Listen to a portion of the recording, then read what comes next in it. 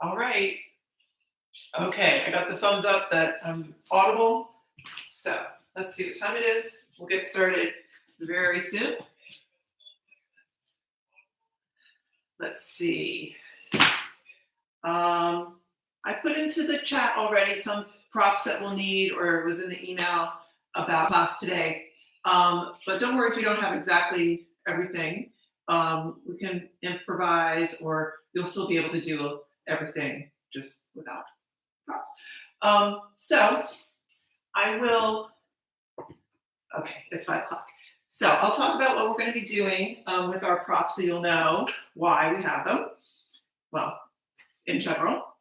You probably want a couple blocks or block-like objects. You can use thick books, but you don't want them to be too wide, okay? Because we're going to be sitting on it. You don't want it to be too wide. You want it to be about the width of a block. You can also use folded blankets if you don't have anything you can use as a block. And what's great about that is you can adjust the size by folding them different ways, right? So for instance, I folded the blanket here, so it's about the size of a block. And it doesn't matter that it's a little bit bigger because it's squishy, you can squish it. So we're gonna start with that. You also wanna have a chair, a sturdy chair, preferably with no arms and no back, you know, an open back like this if possible. It's not that crucial. Also want a stool or something around the same height.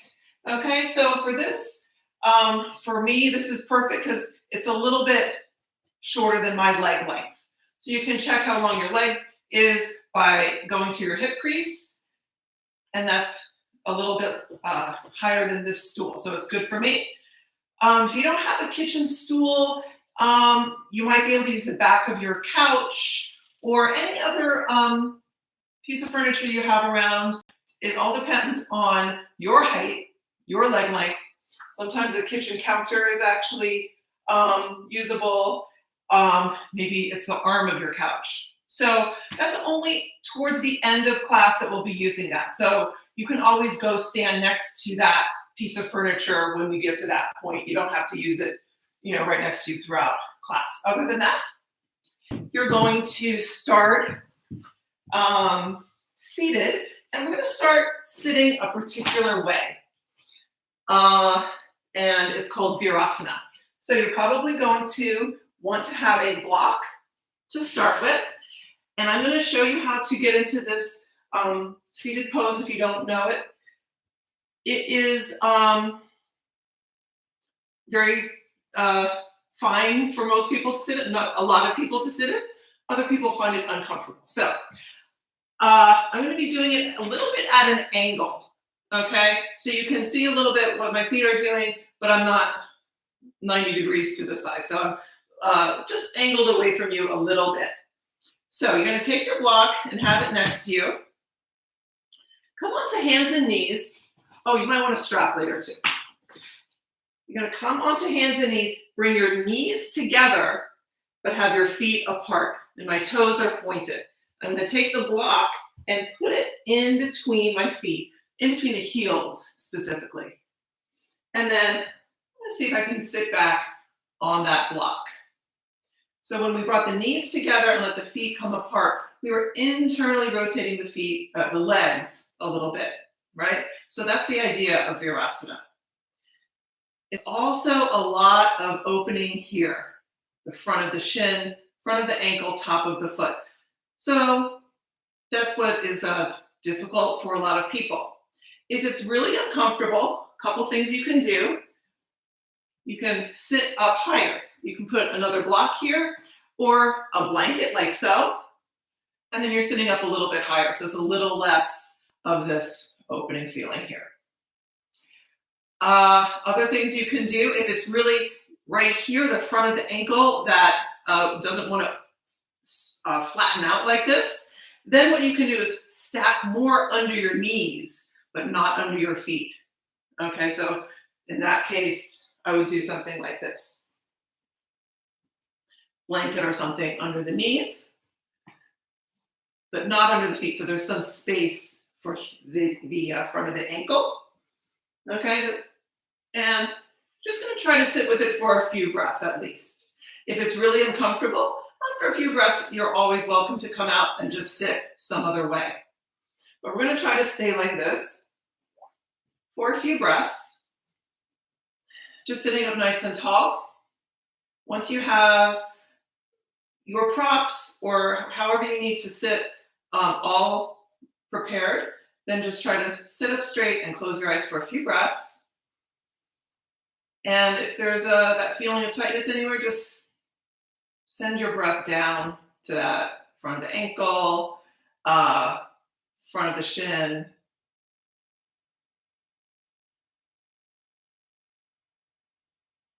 And breathing in and out through the nose a few times. So when we're thinking about opening, we talk a lot about opening in yoga. So it's great to open things if they're constricted or tight. It's not an endless process, though. We don't want to open endlessly a part of the body or anything. There comes a point where the opening needs to be curtailed or contained in some way. So we're going to be thinking about it today during our asana practice in terms of what is being opened, how much is it opening, and what is that opening doing for us. So in yoga, we often think about different sides of the body being associated with different ideas of where we are in space and time. The back of the body is considered connected to the past, right? So when you do a forward bend, you're releasing the past or releasing the hold that the past has on you. The front of the body's associated with the future, right? So if you're tight in the front of the body, you might be experiencing anxiety about the future. It might be going either way. It might be the tightness is causing you anxiety, or you are experiencing anxiety that causes you to be physically tight or your muscles to be shortened somewhat in the front of the body. The sides of the body are also associated with cravings and anger. So we want to release the sides of the body. And you can think of that also related to the past and the future. Anger comes from something in the past. Craving is something in the future. So we want to be able to open the different parts or sides of ourselves so that we can release our attachments to those things and be more present. Okay, so we can stay at home in the present moment and see all around ourselves without becoming overly attached to any one thing that's out there, whether it's in the past or the future. Today we are thinking mostly about the front of the body opening up, so we're thinking about releasing anxieties or worries of the future. It might also just be a purely physical thing for you that you need to do that because you've done a lot of maybe working out where you've been tightening or contracting the muscles in the front of the body. So I've talked so long, you've probably gotten really tired of doing Virasana, so we're going to come out of it now. And we're going to switch to a little child's pose, okay? So you're going to come up onto your hands and knees at first, and you're going to switch the position of your legs. Instead of the knees together, feet apart, you're going to switch it. So the knees are apart and the feet are together. The big toes are touching. Okay, the knees can be quite wide apart. So it's a wide knee child's pose, just coming down and stretching the arms out in front. Now, we're going to do a little tricep stretch here. So when you're ready, you can do this on blocks or you can stay on the floor. In fact, just stay on the floor at first if you're not sure how to do a tricep stretch in child's pose. So I'm going to show you on blocks on the low position. You can always raise them later. What you want to do is come forward a little bit up out of your child's pose, coming forward, bend your elbows and put the back of each elbow on that block or just on the mat in front of you. Bring your hands together, and then as you come back, you're going to let the hands go behind your head so the fingers are going to be pointing down your neck. And you're sinking back into your child's pose, trying to release the chest down towards the floor on this side of the blocks, or in this direction wherever your elbows are. Okay? So try to keep the elbows pointing straight ahead. If you start to let them go out to the side, you're not really stretching the tricep anymore. So we want to be stretching this part of the arm here, right? So set yourself up for a few breaths in child's pose. And if you feel like you're not really getting that much of a tricep stretch, you can try it with a little bit of a higher surface on your blocks, like so.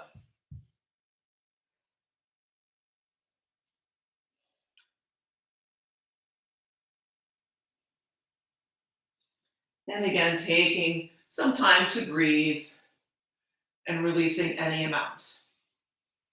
The idea is to eventually be releasing down to the floor so the arms are starting to go behind your head a little bit. Good, and take a few more breaths and then come on back up. And then we're just gonna kneel for a second. So it's in between, it's not virasana anymore. The legs are just parallel. Walk the hands a little bit behind you, turning the fingers away. So the thumbs are going to the outside. We'll do a little reverse cow here. Okay, so we're just lifting the chest, tilting the head back, a little bit of a back bend, thinking of lifting the sternum up. And just stay there for a couple breaths.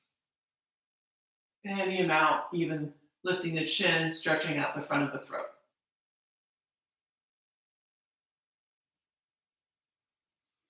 Good. And then coming right back up to your tabletop. Setting up in tabletop. I'm going to start with our usual basic cow and cat. All right, so let's tuck the toes. We have had the feet pointed a lot. I just have an extra mat here for padding. It's nothing really special about it. I like to pad my knees a lot. Inhale for your cow, look up. Exhale, drop the head and round up for cat. A couple more times like that. Inhaling for cow. Exhaling for cat. Again. Inhale and exhale. Stay in that rounded position a few times and just kind of rock back and forth, continuing to breathe.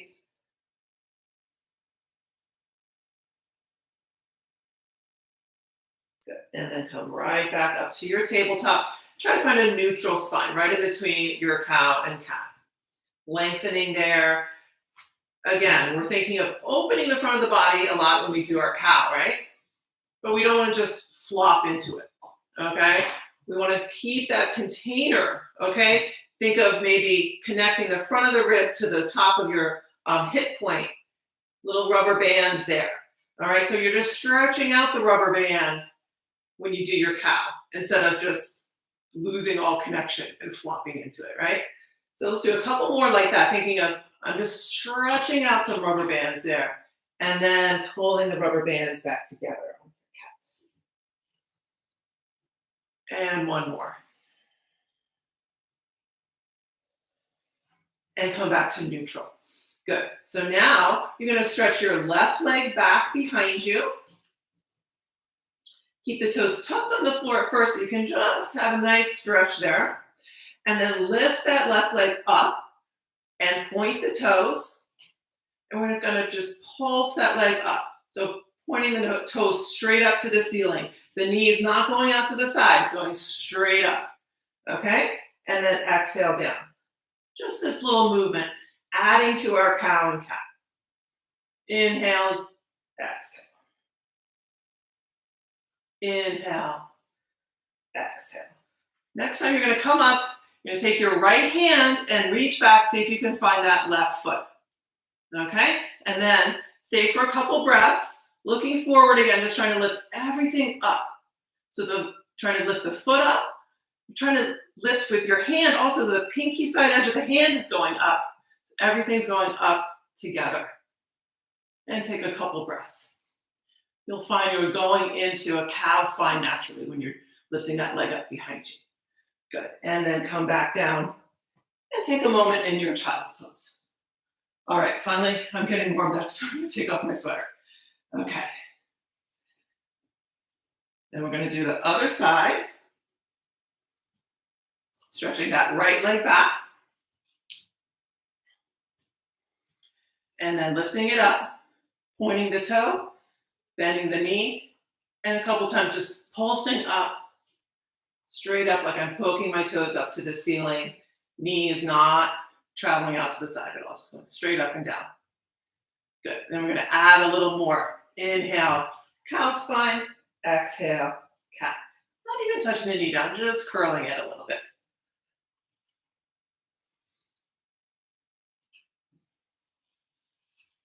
Good. And then last time, you're going to keep that right foot up, reach back with your left hand, and see if you can hold on to it. So I'm turning my hand open, thumb going up, and grabbing on. You can also grab the pants if you can't reach the foot.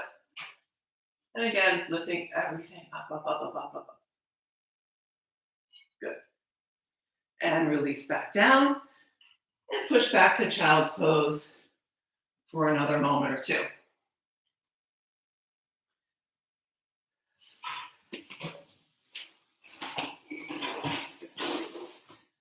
Come halfway up out of your child's pose and start walking the hands forward to puppy. Reaching those arms forward, stretching out nice and long through the arms, back through the spine, through the sitting bones. Bend the elbows, place the forearms down, and come forward to your forearm plank. Okay, so when you come forward, the shoulders are over the elbows, no further forward than that. Toes are tucked, and you're holding yourself up off the floor. Let's hold for a couple breaths.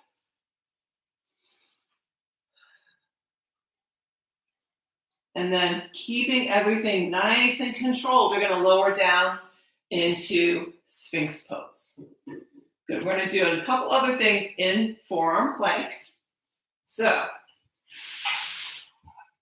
you can always come down in between if you need to take a little break.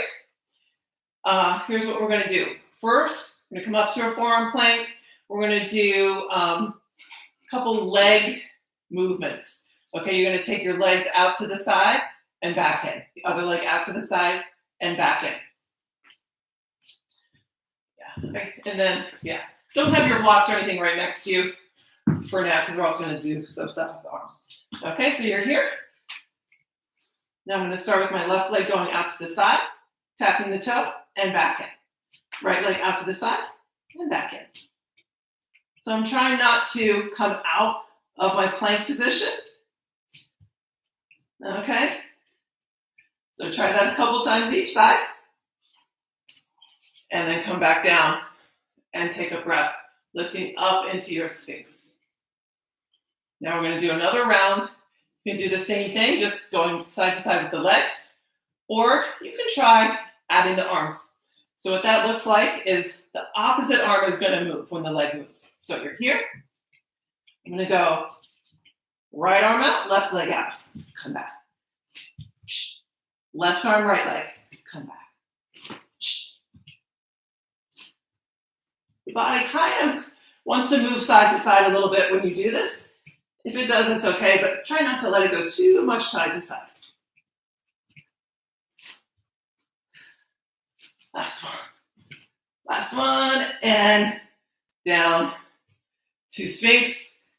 Swivel the elbows out, fingertips come together, and rest the head down for a few breaths. So you might want to have a blanket handy for the next couple things we're going to do. You can also use a pillow, something firm. So we're going to come to a cobra. We're going to do just a regular cobra first. So toes are pointed. Slide the hands back so the elbows are up. Elbows are over your wrists. Think of dragging the hands back a little bit as you reach the neck long forward and curl up any height cobra. And release right back down. Okay, so next we're going to do a cobra using a blanket for support. So I'm going to say, I want it even a little thicker than this. So maybe like this thick. You might have to come up off the floor to place it. You want this to be under your rib cage, but kind of spanning the distance between above where the ribs end into the top of the abdomen here. Okay, so right along the lower edge of the ribs, that'll be in the center of the blanket. Right about here. Okay, if it's too low, then it's actually kind of making you making you curve the spine a little bit. You want it to be making you stay up in a little bit of a back bend. So it's almost like holding you up, like you're doing Sphinx or Cobra, right? So from here, instead of our Cobra with our arms here, we're going to lift the arms and bring them back in that same position we were doing for our tricep stretch before, okay? So your arms are going to be here, and then as you lift the head, the arms are going to go up. Legs are going to stay down. So it's a supported Cobra with the arms up over the head like so. And feel your back muscles really working to hold you up, lifting the head any amount. And finally release back down. Good. So, how's everybody doing? Gonna come up and back to tabletop and all the way back to child's pose. So go ahead and sit back and release back in child's pose for a few more breaths.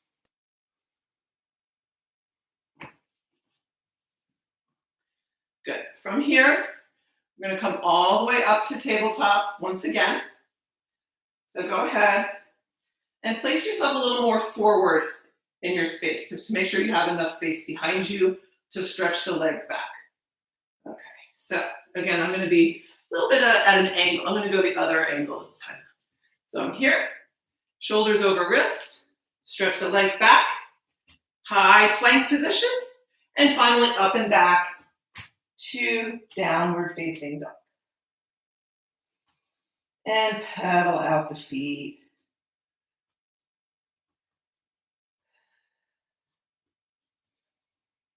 Good. From here, we're going to do a couple times something called down dog scorpion. Okay?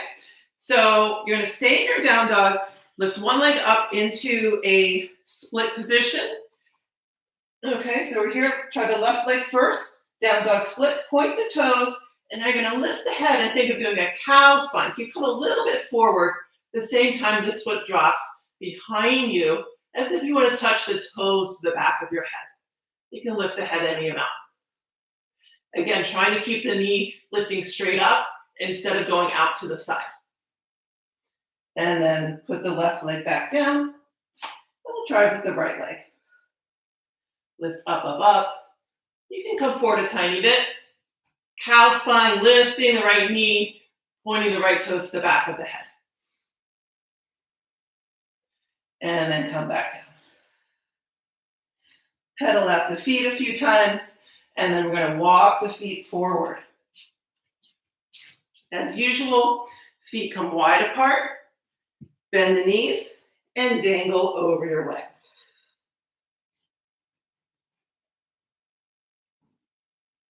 Shake out the head, yes and no, holding opposite elbows.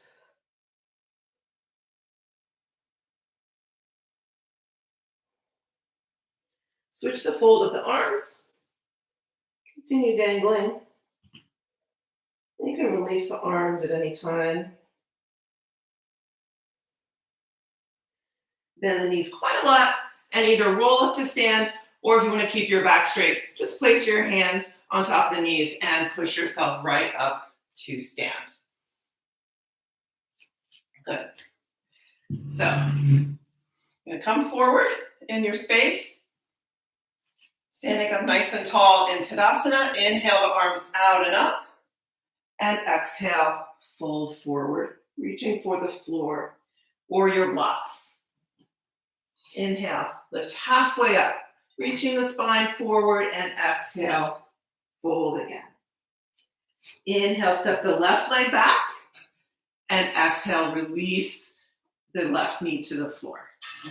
Inhale up to your crescent lunge, hands either on top of the right knee or all the way up. And we're gonna stay in our crescent lunge for a couple more breaths, making sure this back leg is way back, okay? So you don't want the left knee right under the left hip like this. We'll let it extend back a little bit more. You can stay here, working on lifting the sternum by pressing into the hands. Turn the fingers forward if you have your hands down. Or if you're using your arms, you can come up and then cradle the back of the head with your interlaced fingers, keeping the elbows hugging in together. And then maybe let the head drop back into the hammock of your hands a little bit. Same time, still lifting the sternum up. Good.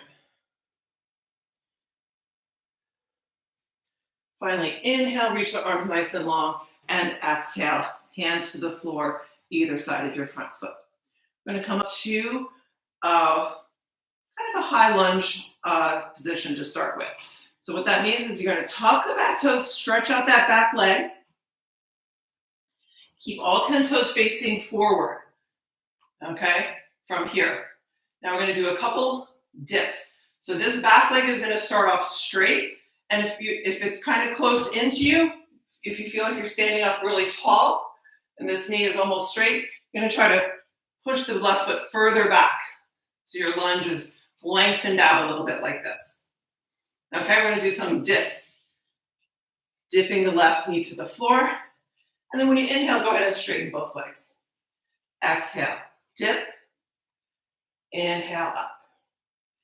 Exhale, dip. Inhale up. Good. Exhale, dip. Inhale up.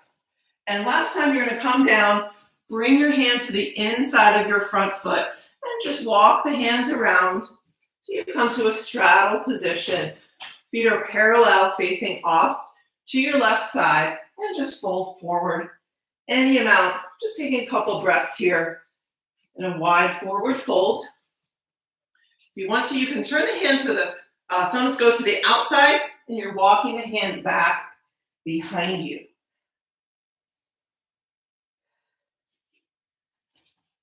Taking a couple breaths. If your feet are far enough apart, you can put top of your head on the floor. We're not going to stay here too long though, so don't worry about it. Good. Walk the hands forward again if you had them flipped around behind. Turn the feet out and make sure here that your legs aren't too far apart. If you made it a really, really wide straddle, you want to bring them back in a little bit so that when you bend your knees, the knees are over the ankles. We're going to come up to a goddess pose. So the feet are turned out and the knees are going out over the feet.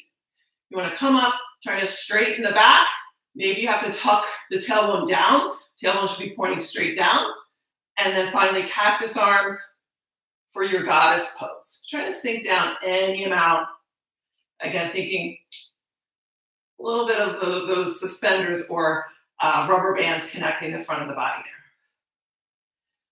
there. Inhale, everything straighten up. Swivel to the front of the mat. Exhale, hands down. And you're going to step the left foot forward and fold forward. Take a couple breaths in your forward fold. You can have your hands on your blocks or even the seat of a chair in front of you, whatever you need.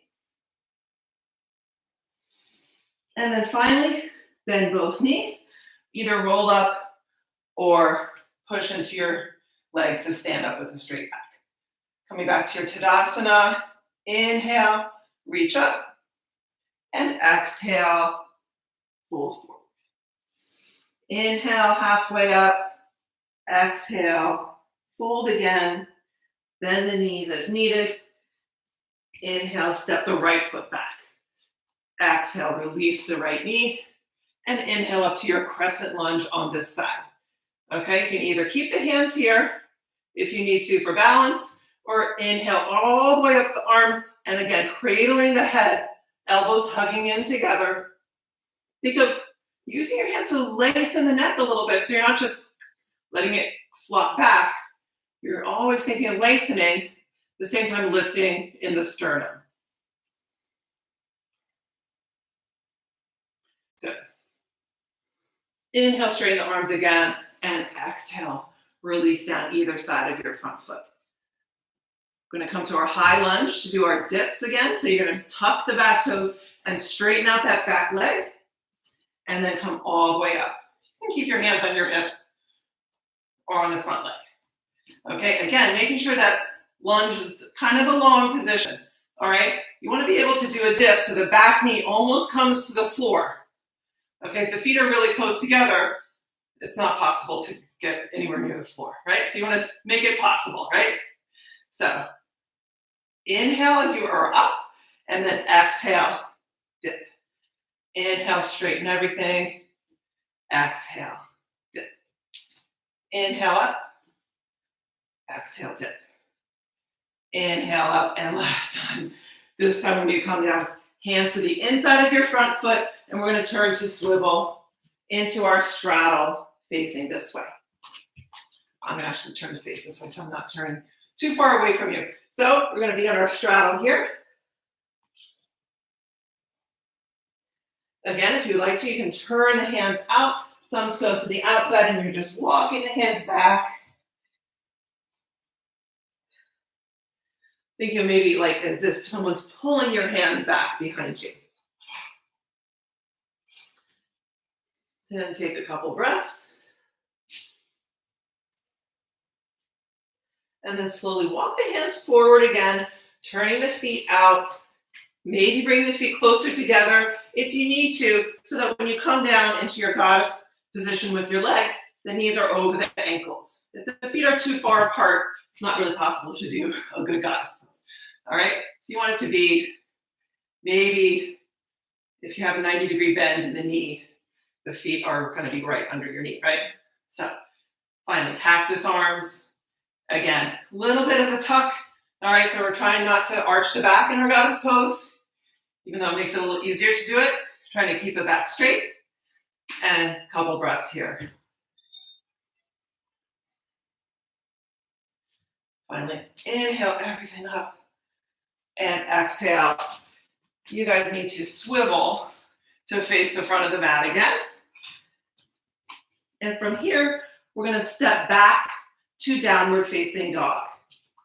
Okay, left leg goes back and stay back in your down dog for a couple breaths. And then knees down and go back to child's pose once again. Let's see. Oh, we got plenty of time. Good. Okay. So we're going to do a little more stretching on the floor, and then we're going to do our fun stuff with that tall stool.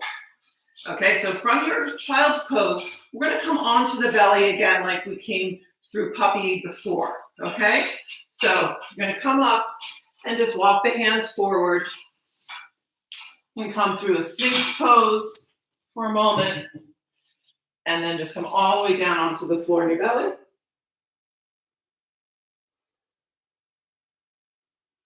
And we're going to do a combination of a half frog and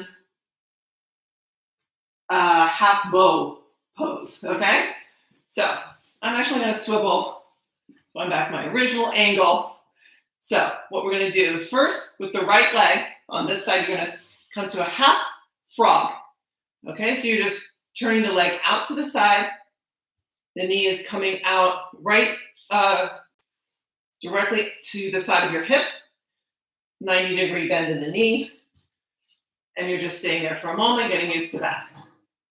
Trying as much as possible to think of reaching the inner right knee away to flatten the inner right groin to the floor any amount. So this is our half frog. Sometimes we do it just by itself, opening up the head.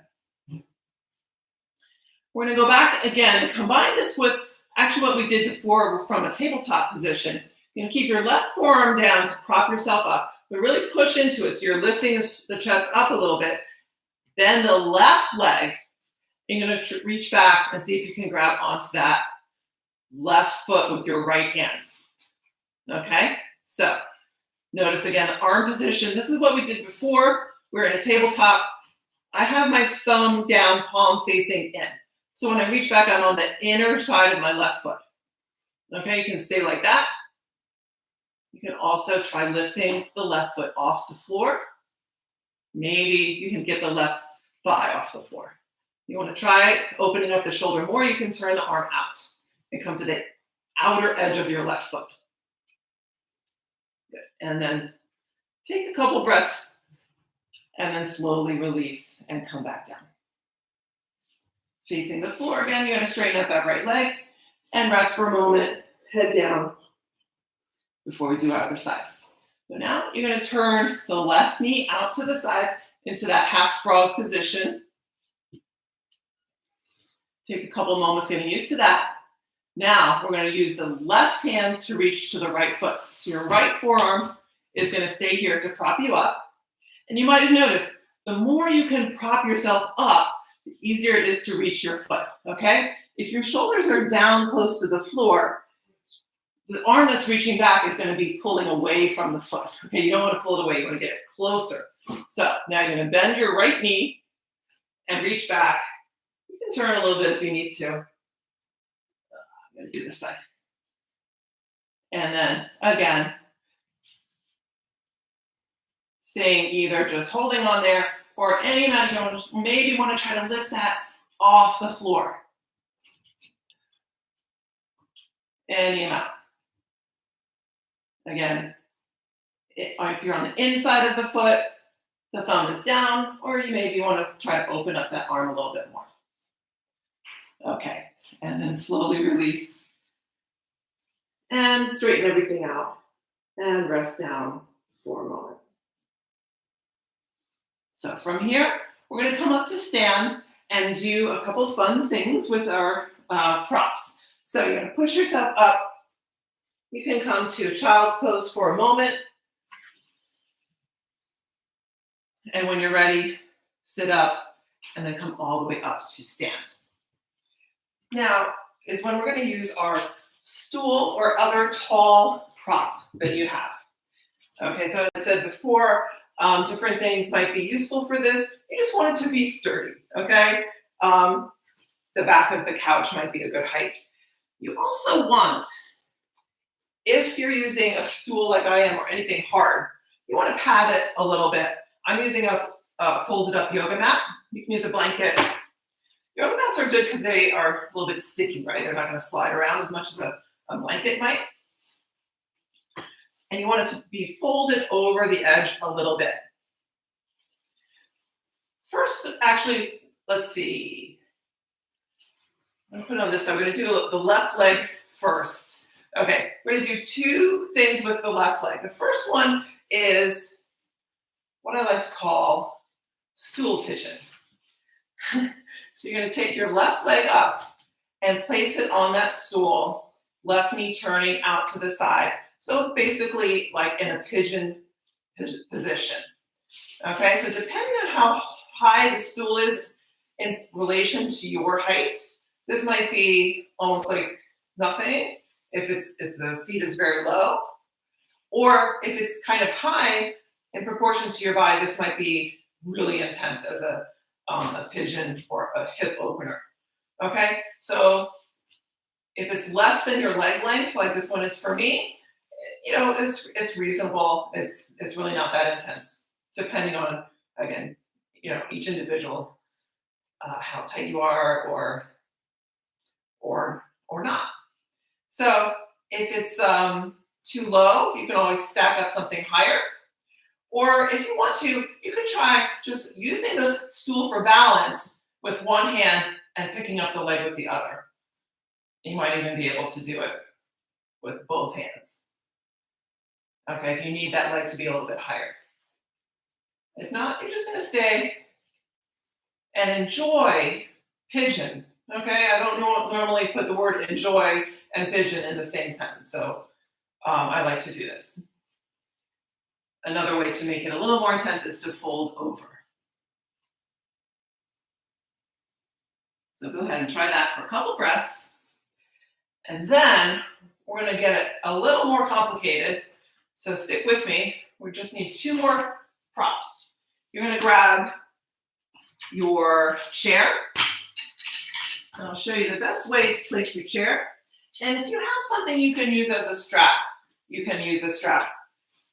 Not necessary at all. You can always do all of these things without any prop at all. We're going to be doing dancer's pose.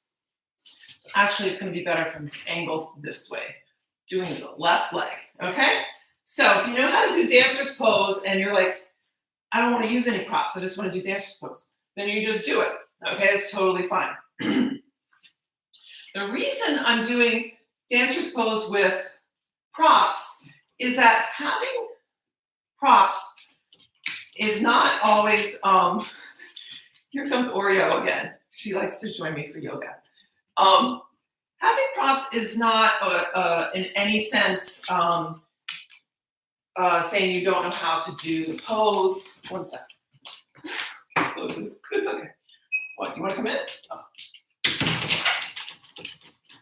Okay. So, if you have a prop sort of holding one part of the body, in which case you don't have to worry about it anymore, it might allow you to get deeper into the pose in another way, okay? So that's what we're going to be doing with the foot on the stool. So you want to have something in front of you like a chair. I've turned the back of the chair towards me. I'm standing fairly close to the chair. So I'm going to look back and I'm going to say, okay, lean forward a little bit and put my foot on the chair, okay? So the top of my foot is on the chair. So if you're too close, then let me show you if it's too close. I mean, this is not going to help you do dancer's pose. You need to have a little bit of distance so the lifted leg is going back behind you any amount. You know, the more, the better if you can access that. So now I can do dancer's pose without having to worry about balance and without having to worry about holding onto the foot, okay? So, as you might have noticed, I put my strap here. You don't have to use the strap, but if you want to have it handy, you can use it in a moment. I'll show you. So first, you're just going to handle your dancer's pose, standing up nice and tall, Tadasana in the standing leg. This leg is going back. Again, you'll feel this opening up here. The leg is not turning out, right? Here. Now, if you want to, you can try your arm position. If you're doing a full dancer's pose, you'd be reaching back with both arms like so, and you're holding onto your foot behind you, okay? It's wonderful to think about doing that, right? So you can try that with just the arms, or if you want to try it with the strap, here's how you would do it. It's easiest if you have a loop,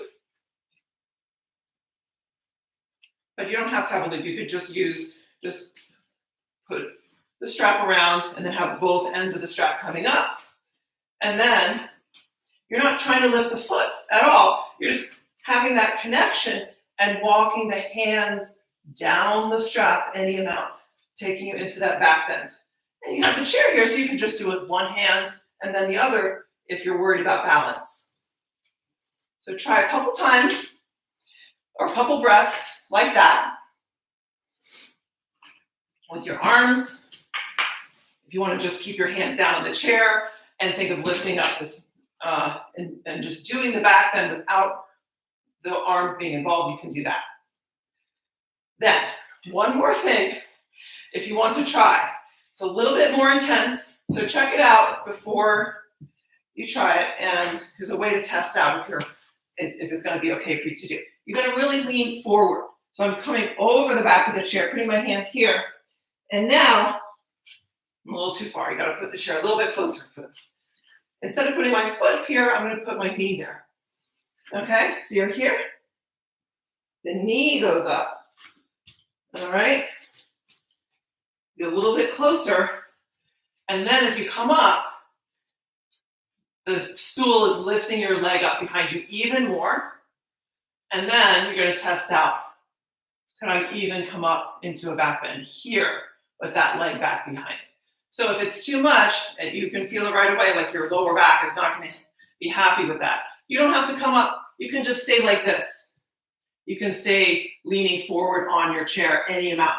You can have your hands on the seat or a little bit higher, or try to stand up any amount more. And then you could also try it with the strap, but we still have to do the other side. So take a moment, do different variations that you might like to try, and then we're going to switch and do the other side.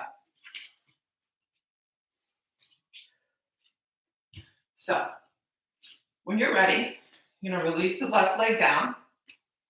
Stand for a moment, and we're going to do our right stool pigeon. Okay, so your right leg is going to come up on top of the stool, and there you go. Same thing as on the other side. If it's too low, you might want to try to lift the leg up. If it's too high, just, maybe switch to something a little bit lower. You can use the back of the chair, actually. Okay, so this is just to counter a little bit all the other stuff we're doing with the leg. So, all right, now we're going to do our dancer's pose on this side. So I'm going to switch it around like this. And I'm going to have my strap ready. Maybe just throw it over my shoulder to have it ready. Make sure I'm lined up reasonably well, not too close, because when I put my foot up here, I want it to be holding my leg in this position with the knee going back. All right, I don't want the knees lined up next to each other. So you can maybe adjust so it's in a reasonable place for you. Okay, we're not exaggerating, we're just finding a reasonable place. So from here, you can do all those things on the that we did on the other side. You could be just here. You could try both arms reaching back, imagining you're just holding onto your foot back there, and or try it with the strap. So here you go. And again, having the foot on there, on the stool, just kind of takes it out of the equation. So then I can work on my arm position a little bit more. All right, so same thing on the other side. You choose what makes sense for you to try, okay? And as I said, you don't have to use the prop at all. If you want to just do dancer's pose because you are used to doing it and you just like doing it without props, totally great too. And the final thing would be trying with the knee up there. So I'm going to hop a little bit closer, lean forward, and put my knee there. Let's get even closer. Okay, so this is coming up even higher. So noticing, wow, it's a lot of opening here. Whenever we're opening on one side of a joint or part of the body, the other side is getting contracted, right? So you feel maybe almost like cramping behind the leg, the glute or hamstring, all right? Using this chair in front of me to lift up any amount and paying attention to the lower back. If it feels crunched or compressed at all, you just lean forward a little bit more. And then, of course, you can let the leg go back behind you, and then it becomes almost like, a warrior 3. You could also practice warrior 3 this way. Maybe in another class. Okay, and then coming forward, take the leg off. And then, since we're so close to the chair, if this is the right height for you, you might even be able to take a nice forward fold, supported with your arms on the chair.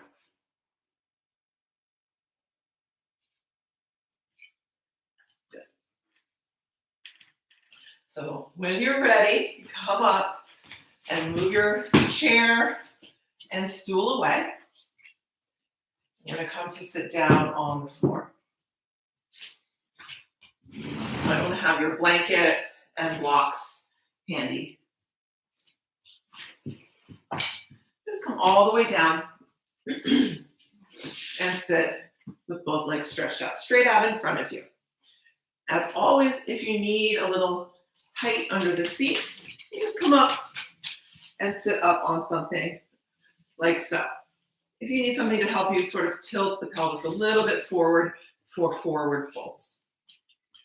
All right, so first we're just sitting up nice and straight, pressing down into the floor, either side of the hips, to make sure you have your spine nice and long. Inhale, arms out and up, and exhale, fold forward, reaching for calves, ankles, feet, or you can even use your strap.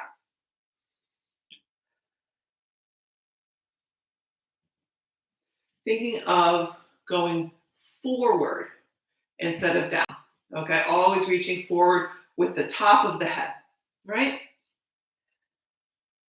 You can hold on to your big toes. You're gonna come forward, letting the elbows go out to the side.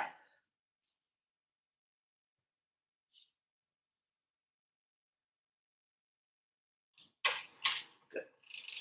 And then slowly release and come back up. Good. You're gonna come to lie down on your back and have your props handy again, either your folded blanket or a block. And just have it next to you. Come all the way down. For a moment, lightly hugging the knees in. All right, not exaggerating, but just hugging up enough. You can feel the lower back release a little bit. And then release release the feet to the floor, legs parallel. We're gonna come up into one bridge. So walking the feet in any amount, nice and close. Palms pressing down, inhale up to your bridge position. Any height bridge. And slowly release back down. Next, supported bridge. So when you come up here, you're gonna slide a block or a thick folded blanket underneath your sacrum and release down.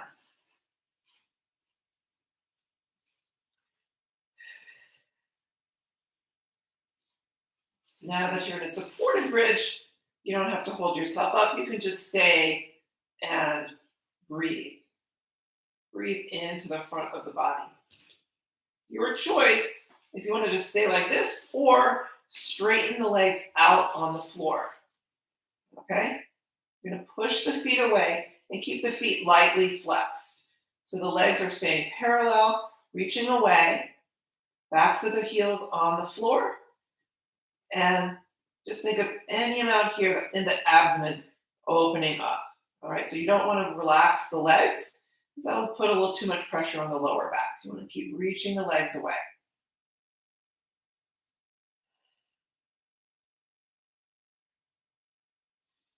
And just taking those nice big breaths into the whole front of the body.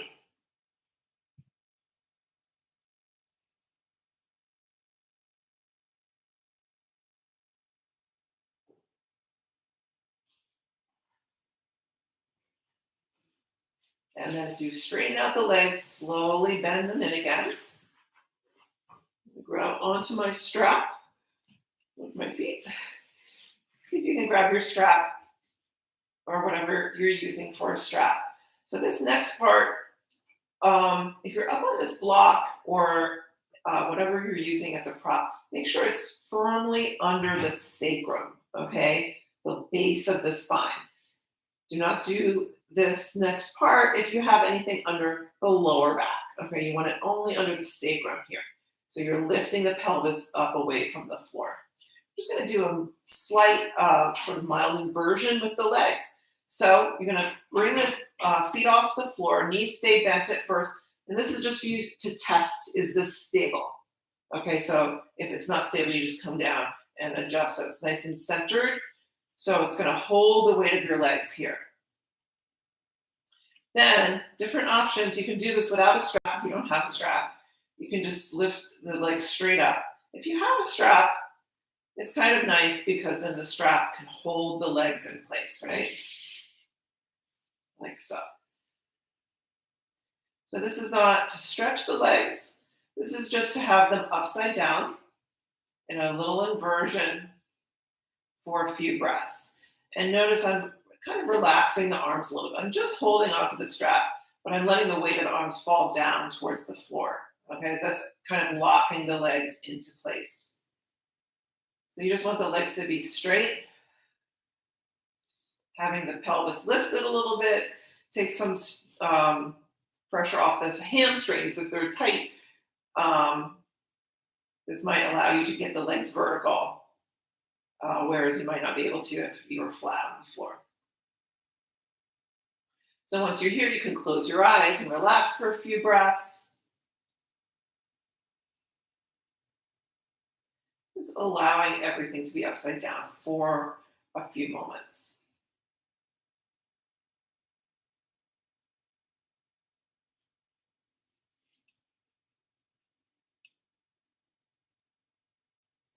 And then slowly bend the knees. Take the strap off. Release one foot and then the other foot down to the floor. Planting the feet, lift up just enough you can get the block out from underneath you and come all the way down onto the floor. Separate the feet wide apart and let the knees fall together for a few breaths. We're just going to rest in our constructive rest position. A few breaths. You can even do a little pressure, a little swipe with the heels of the palms, just along those hip flexors. It did have a lot of opening and stretching today.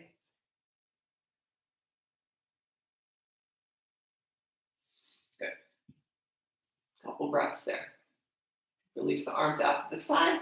And you're just going to do a couple gentle sort of windshield wiper twists side to side. So take it slowly. You can stay a little bit longer on each side if you want, or you can just take it with the breath, one breath cycle each side. Just go to each side an even number of times.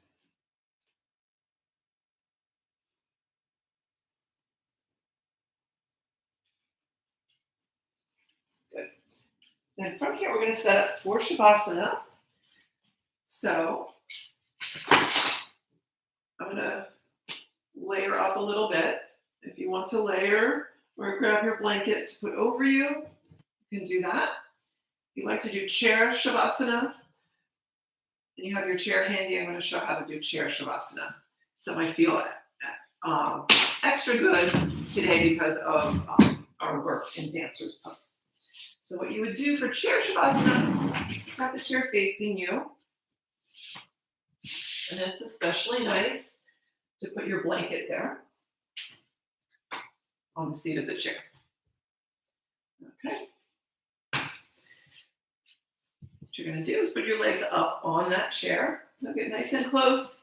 And then when you lie back, just pop the lower leg up onto the chair. You're just going to rest in Shavasana. You want to lie flat on the floor as normal. You can totally do that. Just find whatever makes sense for you. Can allow you to really relax. Bring the arms down to the floor, angled slightly away from the body, any comfortable position. And start with your centering breath a few times. Inhaling through the nose and exhaling softly through the mouth. The centering breath, I feel, is a way to sort of initiate Shavasana. Sometimes it takes us a little bit of time to just drop in. Sometimes we can't really do it easily. So your centering breath gives you that space and that moment to do that. After a few centering breaths, go back to breathing in and out through the nose. but keeping the breath very soft. Starting from the top of the head, start to work your way down the body, scanning to see if there's anything else you could release even more. Maybe the eyeballs can drop back into the sockets a little bit more. Maybe the tongue can relax. Maybe your jaw can relax. Very often we're holding on to these little tensions without realizing it. So here's your chance to really notice and become aware and see if you can release any amount more. As you settle in Shavasana, let yourself adjust if needed. We always talk about Shavasana being, oh, we have to be still, we can't move. Ideally, yes. But if you realize you just you got into a kind of an uncomfortable position, go ahead and let yourself adjust a little bit. Maybe you need to open the front of the chest a little bit, roll the shoulders open a little bit, tuck the shoulder blades a little bit more on your back.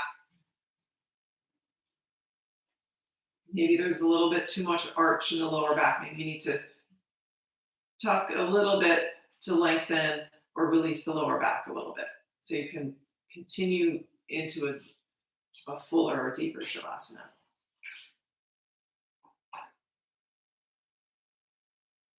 And then slowly continue scanning anywhere else that may need to release a little bit more.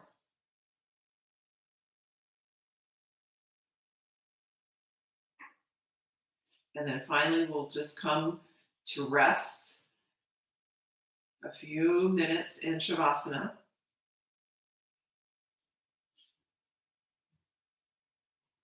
Letting yourself completely release any unnecessary effort. So, what effort is truly necessary for you to be lying on the floor?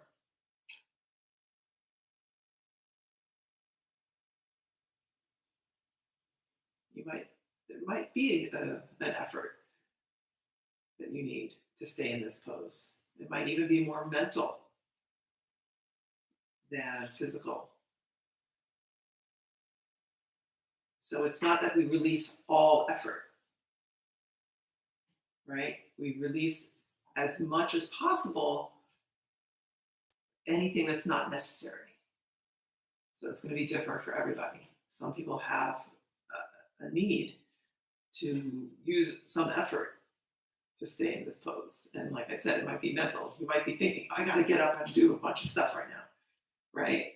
And so your effort that you need is to tell yourself, no, it's okay to stay. It's just a few minutes.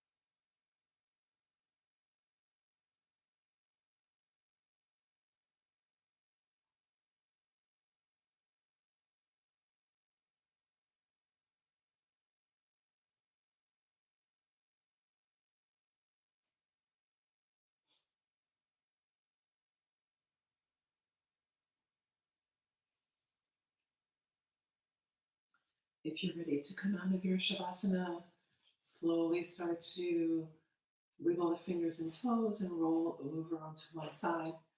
If you want to stay longer in your Shavasana and you're nice and comfy at home, please do so. For anyone who wants to come out of Shavasana now, go ahead and roll over and slowly come to a comfortable seat. And we'll close our practice together for today. Namaste. Thank you so much for joining me. Hope to see you all again very, very soon. And stay safe.